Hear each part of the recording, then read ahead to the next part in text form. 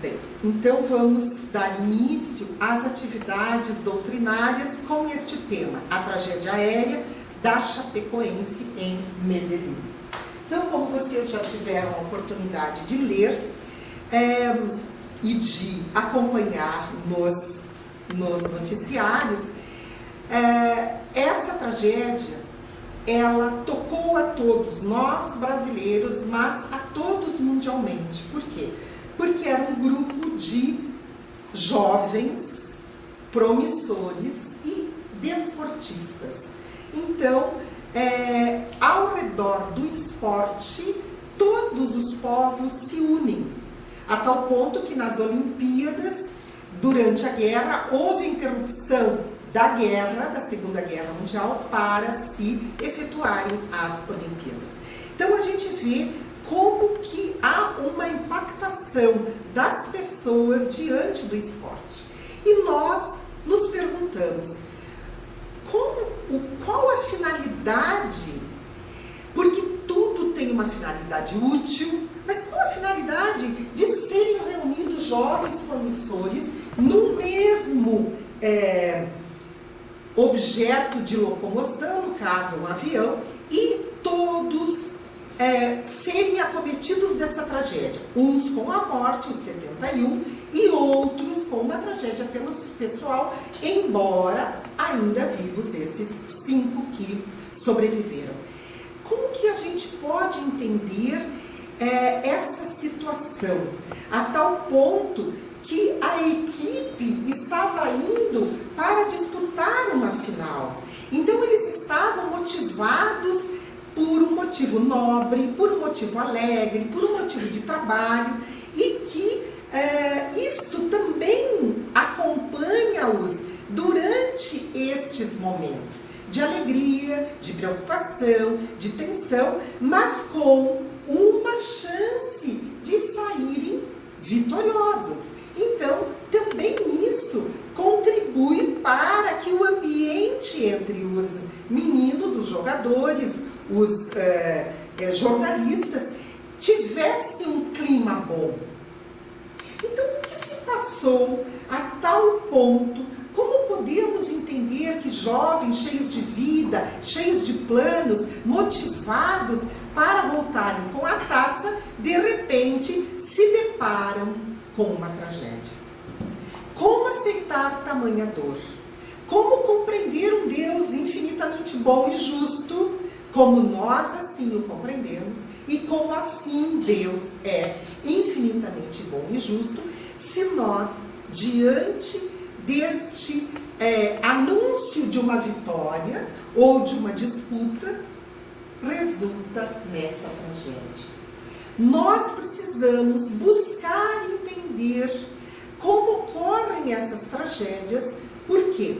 Porque diz um ditado evangélico: não cai nenhuma folha sem que Deus saiba. Então, existem algumas situações, algumas leis que nós ainda não compreendemos e que exercem uma justiça divina para que ocorram essas tragédias, as tragédias coletivas. Muitos vão dizer: não, isto é o karma. Outros dizem: isto é destino, estava programado. Cada um tem um destino, tudo traçado. Ora, se assim fosse, nós seríamos apenas marionetes, apenas bonecos, nas mãos de um Deus cruel, que determinou que esses 71 morressem dessa maneira e que nós, ou que muitos outros que não conseguiram ou não puderam viajar naquele avião, se mantivessem vivos. Então não é um destino. Existe um determinismo, sim, mas não um determinismo de Deus. Não é Deus quem determina, este vai, aquele não vai. Existe um determinismo estabelecido por estes espíritos que tinham um compromisso com suas consciências e aceitaram este determinismo para saldarem débitos com a sua consciência, que infringiu leis de Deus. Como assim? Existe, através da doutrina espírita, as explicações de que nós somos livres para tomarmos decisões. Porém, todas as consequências advindas das nossas decisões serão por nós vivenciadas também. Então, se eu tomei uma decisão de ferir a mim própria, eu vou sofrer esta consequência do resgate de estar bem, como eu recebi o corpo para aqui evoluir. Então, são o que nós dizemos de resgates individuais. Digamos que eu seja usuária de álcool. Eu estou, ao usar a droga, o álcool, eu estou danificando o meu corpo físico, que é a morada minha, eu como espírito imortal.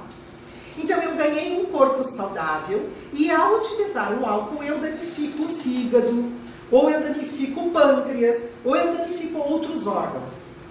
Eu terei que dar contas, habitando em futuras encarnações, um corpo danificado, para dar resgate. Digamos que eu faça infrações às leis de Deus perante uma comunidade. Não use dano para o meu corpo pessoal, mas roube o local onde eu trabalho para suprir os meus desejos, os meus anseios. Então eu estou danificando a uma comunidade. Então eu vou dar conta em futuras reencarnações para aqueles danos naquela comunidade. Então, às vezes, a gente vê indivíduos extremamente bem capacitados, com um curso superior, com um currículo bem indicativo de uma condição intelectual boa e que não conseguem uma colocação na sociedade. Ficam num emprego, depois são demitidos, ficam no outro e tal. É aquela sociedade que rechaça aquele indivíduo. Por quê? Porque ele tem um compromisso de resgate com aquela sociedade. No caso aqui, quando vários indivíduos são reunidos para padecerem de uma ação, de uma tragédia única ao mesmo tempo, sabe-se que eles têm expiações unidos, coletivos contra a sociedade. Não os 71, mas a grande maioria. Por quê? Porque se Deus é infinitamente bom e justo, Ele não permitiria que ocorressem vítimas naquele avião. Então, todos que ali pereceram, que não foram os 77, né? Mas que aqueles que ali pereceram tinham um resgate pré-determinado por eles próprios assim o fazer. Por que a gente diz isso? E por que a doutrina espírita nos explica isso?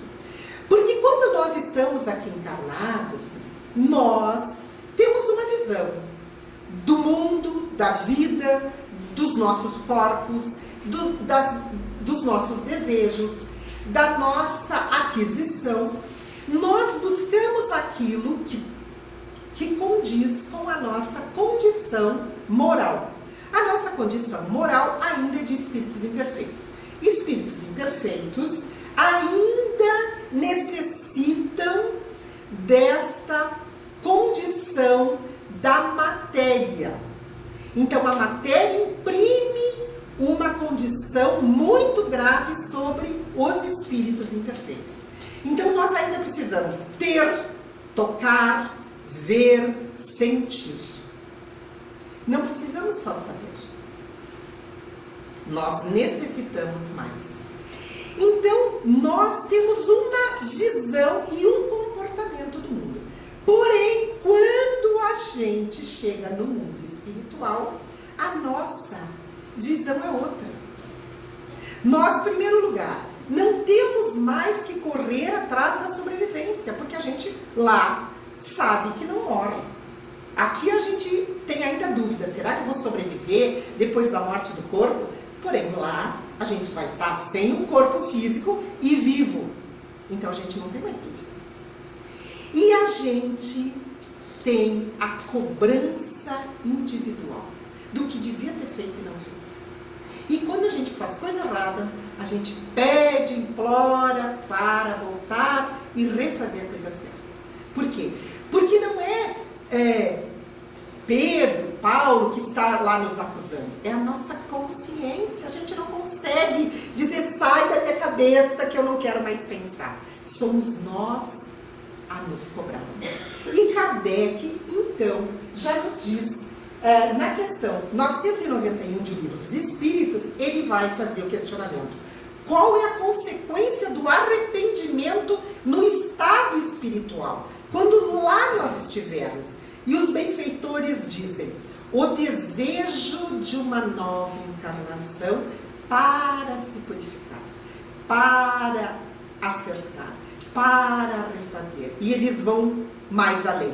O espírito compreende que as imperfeições que o privam de ser feliz e por isso aspira a uma nova existência em que poderá expiar as suas faltas. A nossa consciência é o que nos cobra e esta não nos deixa ser felizes. Então a gente diz, como que nós vamos sanar os erros cometidos? Através de uma nova encarnação. Esta é a bênção de Deus. Este é o perdão de Deus. Deus não diz assim, está perdoado, está tudo zerado. Não. Ele quer ver que nós realmente estamos arrependidos e vamos fazer direito de uma próxima oportunidade. Vamos refazer bem feito. A tal ponto que Kardec coloca no Evangelho, no capítulo 5º, os bem-aventurados os aflitos. E ele vai colocar que as nossas aflições têm causas desta vida, mas têm causas anteriores a esta vida. Porque ele se baseia num único axioma, que todo efeito tem uma causa. Se o efeito foi a queda, esta queda teve uma causa. Claro que nós vamos ver as causas materiais.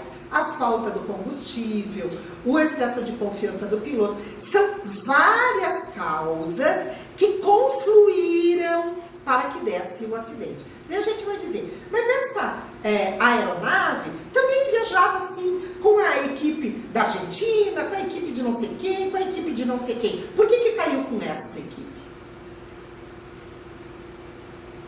Então, existe uma causa. Se esta causa não está nesta vida, e não estava porque eram jovens, tem que estar numa outra. Por quê? Porque Deus não permite a expiação, o castigo, pelo mal que a gente não fez. E nem nos castiga pelo bem que a gente fez. Ora, quem foi castigado é porque fez o mal. Se não foi nesta vida, porque foi em outra. Então isso fica muito claro, a tal ponto que o próprio mestre já nos disse, quem matou pela espada, perecerá pela espada, não com o instrumento, mas com a dor. Então expiar é sentir a mesma dor provocada. Então, graças ao Espiritismo, nós conseguimos compreender esta tragédia. Compreender é muito mais do que aceitar. Compreender é não se revoltar, é não questionar Deus, porque muitos questionam onde é que estava Deus, né? Compreender é trazer paz para o seu coração. Eu compreendo porque eu entendi. Então aí fica muito claro que não é karma, que não é destino, e que é uma lei maior chamada lei de causa e efeito. Então não existem vítimas, porque se Deus permitisse vítimas, ele não seria justo. Porque se ele deixa que algumas pessoas sejam vítimas, ele está sendo injusto com as pessoas que não são vítimas. Se ele é infinitamente bom e justo, não pode haver vítimas no universo. Tudo está dentro desta lei, a lei de causa e efeito. Todo efeito é secundário a uma causa. Se esta causa não é desta vida, é de uma vida anterior. Mas se Deus é justo, a causa é justa. Então, aí a gente já começa a entender. Então, como se processa esta provação coletiva? Vejam o que Emmanuel traz de resposta no livro Consolador do Chico Xavier, na questão 250. Na provação coletiva, verifica-se a convocação dos espíritos encarnados, participantes do mesmo débito, com referência a um passado delituoso e obscuro. São espíritos que infringiram as leis no mesmo débito. Pode não ser juntos, mas o mesmo tipo de infração às leis de Deus. O mecanismo de justiça na lei das compensações funciona, então, espontaneamente, através dos prepostos do Cristo, que convocam os comparsas da dívida do pretérito para os resgates em comum. Razão por que, muitas vezes, intitulais doloroso acaso. Parece que foi por acaso. As circunstâncias que reúnem as criaturas mais díspares no mesmo acidente que lhes ocasiona a morte do corpo físico ou as mais variadas mutilações no quadro dos seus compromissos individuais. São leis nas quais nós estamos inseridos, e estas leis reúnem aqueles indivíduos que têm débitos perante esta lei maior que é a lei de Deus, para resgate das suas faltas. Por isso que a gente soube de muitos casos que queriam viajar e não viajaram, como o filho do Caio, que esqueceu o passaporte, como aquele jornalista que não estava escalado e ele recém tinha ido trabalhar na rádio chapecoense, e o rapaz, o jornalista mais antigo, disse: escuta, recém chegaste, já que é a janela, eu vou. E ele disse: não, mas é meu sonho transmitir e tal. E ele foi lá e disse: tá, então vai tu. Por que isso? Por que não foi o outro? Por que foi esse rapaz e morreu? Não existe acaso nas leis de Deus. Senão seria muita injustiça. Senão seria muito doloroso. Seria Deus a nos escolher aleatoriamente quem vai, quem fica. Isso é injusto. E Deus é infinitamente bom e justo. E criou as suas leis para todos nós. Isso é bom. Não importa se é rico, se é pobre, se é novo, se é velho. Existem leis. Estas leis, quando sofrem uma infração, criam débitos na nossa consciência. E até que a gente não ressarça esses débitos, a nossa consciência é que nos cobra. E isso nos impede de ser feliz. Emmanuel também vai responder, em 1972, em Uberaba, é solicitado para que Chico explique um pouco essas tragédias coletivas. Isso aí foi em seguida daqueles... o incêndio do Joelma, e ele perguntaram a Chico, sendo Deus a bondade infinita, porque permite a morte aflitiva de tantas pessoas enclausuradas e indefesas. E isso a gente traz para um avião, porque ali, mais do que enclausuradas, ninguém, né? Num avião. E o mentor de Chico responde: realmente, reconhecemos em Deus o perfeito amor aliado à justiça perfeita. E o homem, filho de Deus, crescendo em amor, traz consigo a justiça imanente nele próprio, convertendo-se em razão disso, em qualquer situação, no mais severo julgador de si próprio. Olha a nossa consciência cobrando.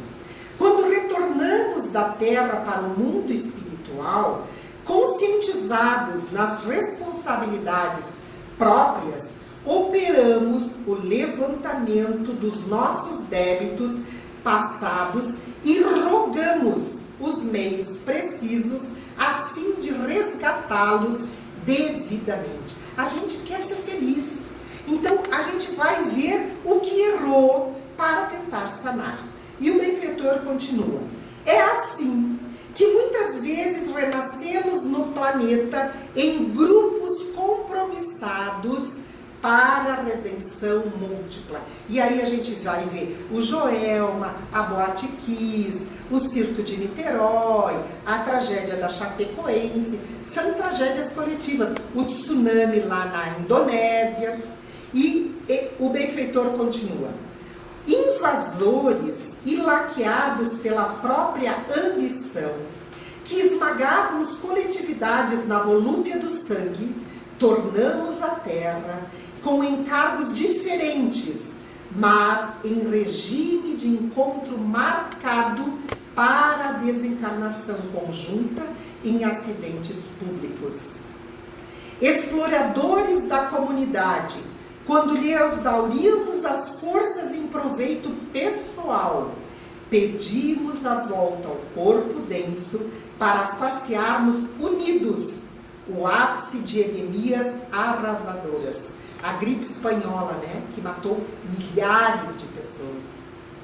Promotores de guerras manejadas para assalto e crueldade, pela megalomania do ouro e do poder, em nos fortalecendo para a regeneração, pleiteamos o plano físico a fim de sofrermos a morte de partilha aparentemente merecida em acontecimentos de sangue e de lágrimas.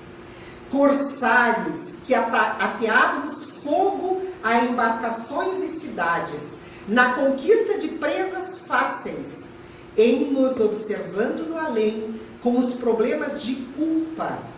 Solicitamos o retorno à Terra para a desencarnação coletiva em dolorosos incêndios inexplicáveis sem a reencarnação. Criamos a culpa em nós mesmos, engenhamos os processos destinados a extinguir-lhes as consequências. E a sabedoria divina se vale dos nossos esforços e tarefas de resgate e reajuste, a fim de induzir-nos a estudos e progressos sempre mais amplos no que diga respeito à nossa própria segurança. É por esse motivo que de todas as calamidades terrestres, o homem se retira com mais experiência e mais luz no cérebro e no coração para defender-se e valorizar a vida.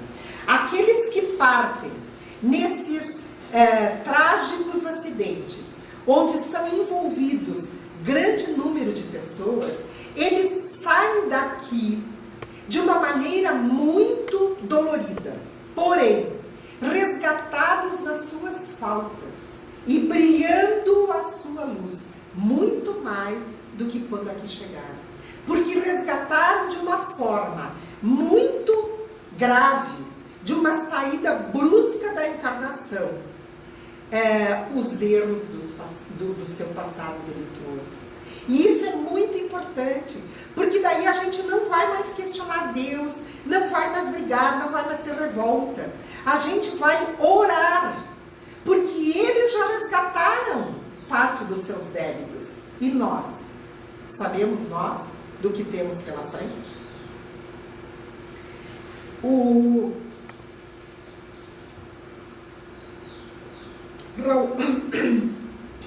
Raul Teixeira nos fala do incêndio de Niterói.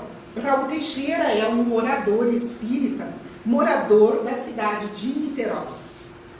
E ele estava vivo quando, tinha 12 anos, quando houve a maior tragédia circense na história e o pior incêndio que ocorreu com circo no Brasil. Mais de 3.000 espectadores estavam dentro desse circo, que era o Grande Circo norte-americano, na cidade de Niterói, e o número de mortos queimados nesse circo foi de 503, o número oficial. Mas sabe-se que o número foi muito maior. Então, ele, neste dia 17 de dezembro de 1961, Raul Teixeira estava com 12 anos e queria ir para o circo e não pôde ir. Quando ele se dá toda aquela tragédia, ele fica, então, mais triste, porque muitos colegas, e a maioria eram crianças, morreram naquele circo e eram colegas dele. Quando ele faz 17 anos, ele se torna espírita e com 18 anos ele entra em contato com este livro, Cartas e Crônicas, do Humberto de Campos, do Irmão X, uma psicografia do Chico Xavier. E neste livro existe um capítulo que vai falar sobre a tragédia no circo. E ele vai a Uberaba e entra em contato, então, com o Chico Xavier. Neste livro, a mensagem do Irmão X, do Humberto de Campos, vai dizer, vai contar a história de quem eram aqueles espíritos reunidos ali no circo. Então, ele relata nesse capítulo que o ano era 177 da era cristã. E na cidade de Lyon, nas Galhas francesas, então se faz um concílio onde se reúnem pessoas para decidirem que festa iam trazer para um grande comandante que viria para a cidade, se aposentaria e que ele tinha sido um grande comandante das forças de Roma. Então, neste concílio, muitas pessoas ali reunidas começam a dar opiniões do que fazer para homenagear. Então, um dizia, a equipe de dançarinas nunca esteve melhor, vamos apresentar as dançarinas. O outro lembrava, providenciaremos uma briga de touros selvagens. Excelente lembrança, falou Álcio. Álcio era o comandante daquele concílio. E ele, em consideração ao visitante, Lúcio Galo, que era este grande comandante, ele diz, é preciso acrescentar alguma novidade que Roma não conheça. Cristão às feras já não constitui novidade. Por quê? Era início da era cristã, 177 era o ano, e o imperador de Roma não estimulava a perseguição aos cristãos, mas também não fazia nada contra. Então os cristãos eram mortos em grande quantidade. Neste ano já tinham perecido mais de 20.000 cristãos só pela perseguição, porque eram defensores do Nazareno. E ele diz, é preciso algo novo. E o próprio Álcio apresentou um plano distinto. Poderíamos reunir nesta noite aproximadamente 1.000 mulheres e crianças cristãs, guardando-as no cárcere. E amanhã, coroando as homenagens, oferecemos um espetáculo inédito.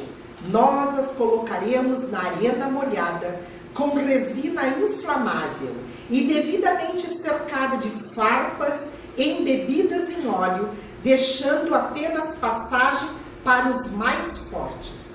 Depois de mostradas festivamente ao público, incendiaremos toda a área e soltaremos sobre elas os velhos cavalos que não sirvam mais para os nossos jogos. Realmente, as chamas e as patas dos animais formarão um espetáculo inédito. Muito bem, rugiu a multidão de ponta a ponta do ato. Isto naquele concílio foi feito. Durante a noite inteira, segue irmão X, mais de 1000 pessoas ávidas de crueldade vasculharam residências humildes e no dia subsequente, ao sol vivo da tarde, largas filas de mulheres e criancinhas em gritos e lágrimas, no fim de soberbo espetáculo, encontraram a morte, queimadas nas chamas ou despedaçadas pelas patas dos cavalos em correrias. E assim se fez. E assim, aquele grupo que organizou este massacre, quase 18 séculos depois, passaram sobre o tenebroso acontecimento e foram reunidos no circo em Niterói. E Raul Teixeira chama de que nós, quando trazemos a culpa da nossa consciência, somos atraídos por um psicoimã para aquele momento marcado. Por isso, uns embarcaram no avião, outros não. Por isso, uns insistiram, outros não. Quando caiu o avião da TAM, que saiu de Porto Alegre e explodiu em São Paulo, também. Quantos que queriam embarcar e não embarcaram? E assim, aqueles que têm esse compromisso diante da justiça da lei divina, eles, através de novas reencarnações, são reunidos e somos atraídos por esse psicoímã, que na hora a gente não entende. Essa vontade de querer ou não querer. Mas a consciência de culpa nos leva a isso.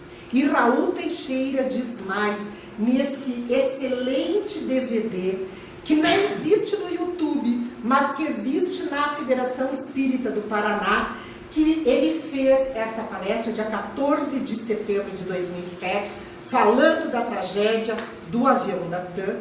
Ele vai dizer que nós somos, quando estamos para sermos reunidos neste grupo de expiações coletivas, somos desdobrados anteriormente pelo sono, e onde os benfeitores nos explicam o que devemos fazer. Nós já somos preparados.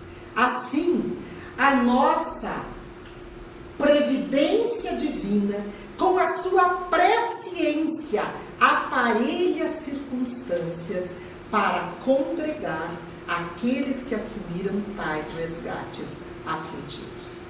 Muitos já tinham viajado nas mesmas condições esdrúxulas desta aeronave, mas só Chapecoense caiu, e só aqueles 71 que morreram. Herculano Pires nos diz que isto se estabelece na nossa lei de consciência. As vítimas das mortes coletivas aparecem como as mais severas julgadoras de si mesmos. Tem coisa que nos cobra mais do que a nossa consciência? E ele continua: são almas que se punem a si próprias, em virtude de haverem crescido em amor e trazerem consigo a justiça imanente. No mundo espiritual, nós temos a consciência dos nossos erros e buscamos repará-los.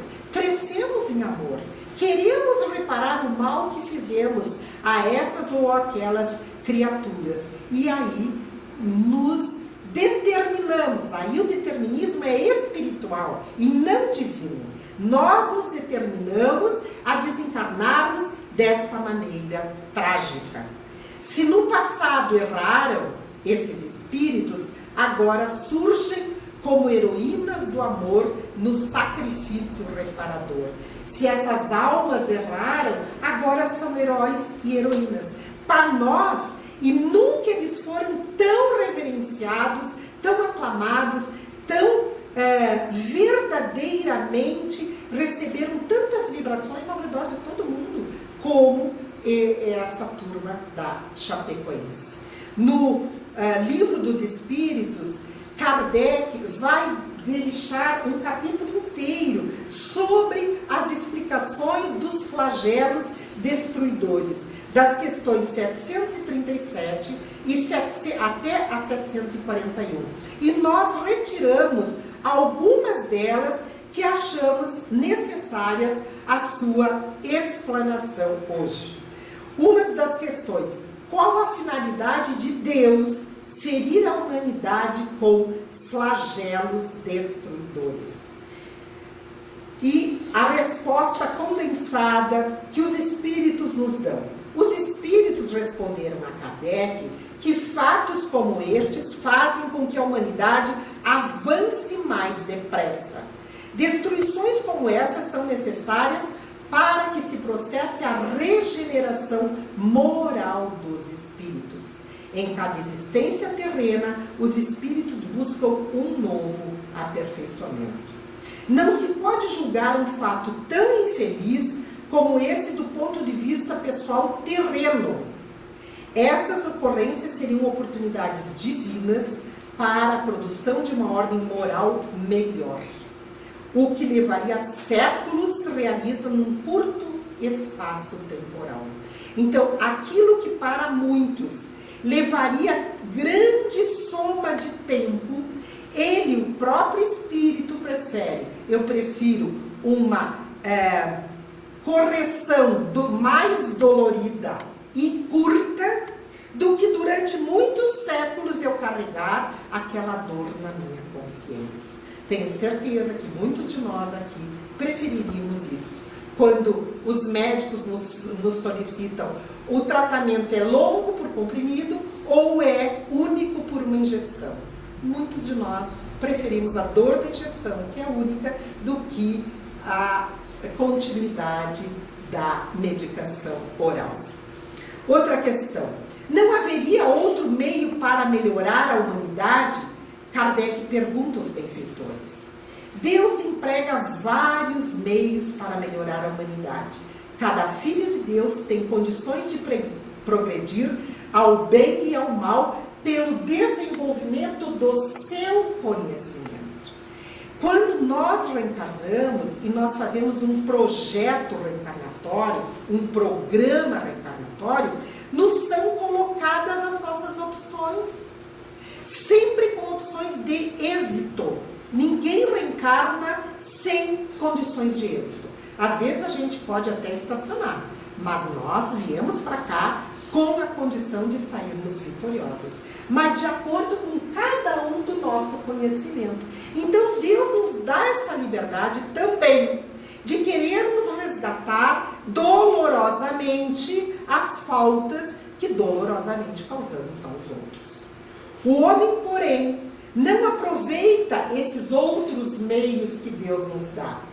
Deus permite dessa forma alguns sinistros eventos, como o incêndio de Santa Maria, como a queda do avião, da TAM, como o circo e como tantos outros, para castigar os filhos orgulhosos e fazê-los sentir a própria fraqueza. Como é que é? É Deus que castiga? Não. É no sentido de que nós mesmos, pela nossa consciência de culpa, castigamos o orgulho que trazemos em nós. Então Deus permite que nós, ao destruirmos o nosso orgulho, consigamos avançar na condição moral.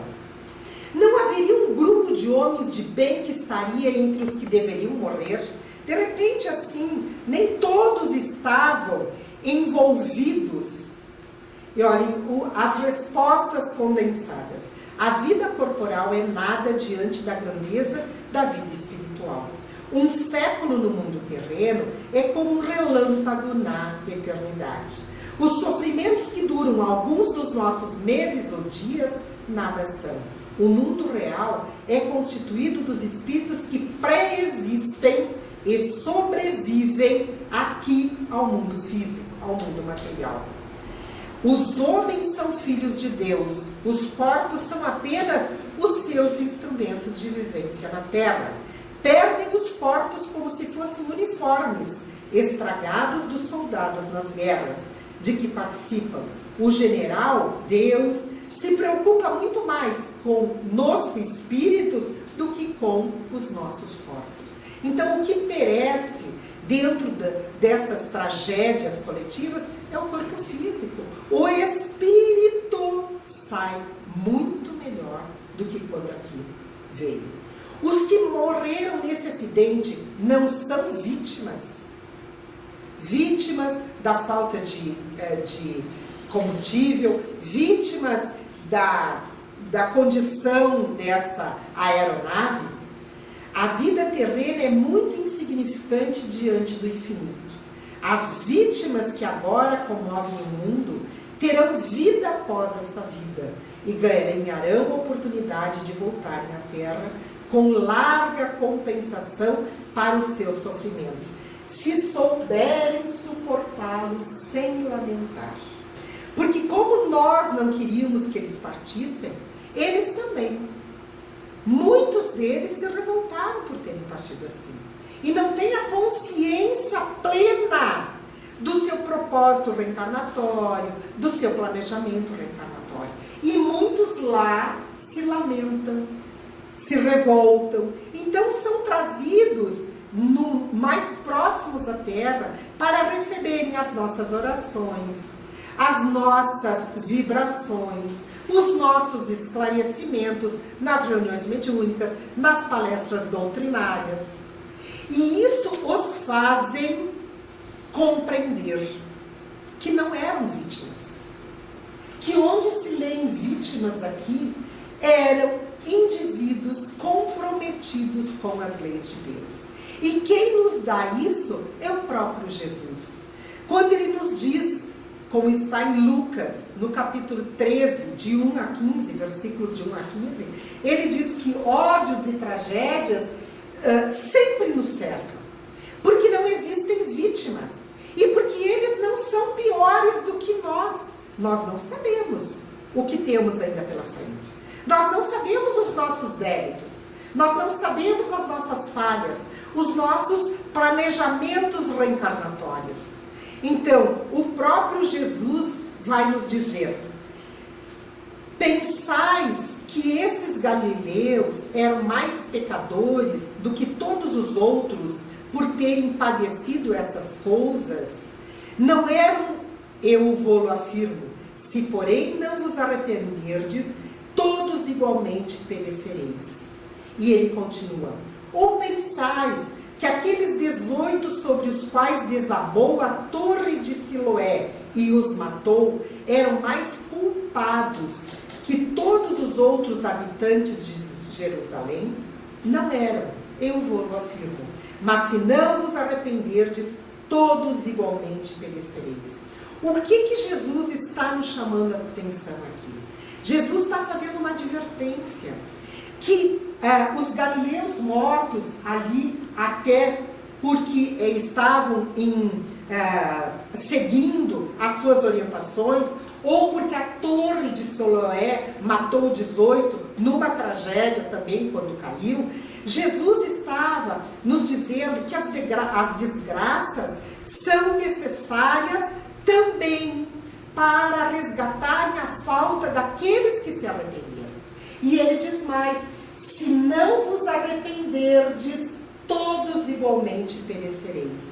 E ele aproveita a oportunidade de nos dizer que nós não sabemos o que temos pela frente, mas que o nosso trabalho no bem sempre será o nosso advogado pela eternidade.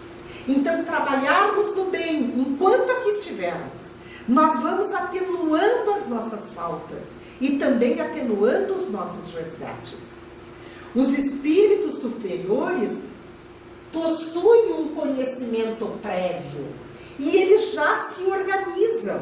Esta foto é do filme e também do livro Nosso Lar, quando os benfeitores também se organizam, e aqui era durante a Guerra Mundial, onde eles estavam apostos. Os benfeitores também estão apostos para recolherem esses espíritos. Eles não estão ali julgando, vocês não vão ser recolhidos, porque também vocês infringiram as leis de Deus, porque vocês mereceram. Não.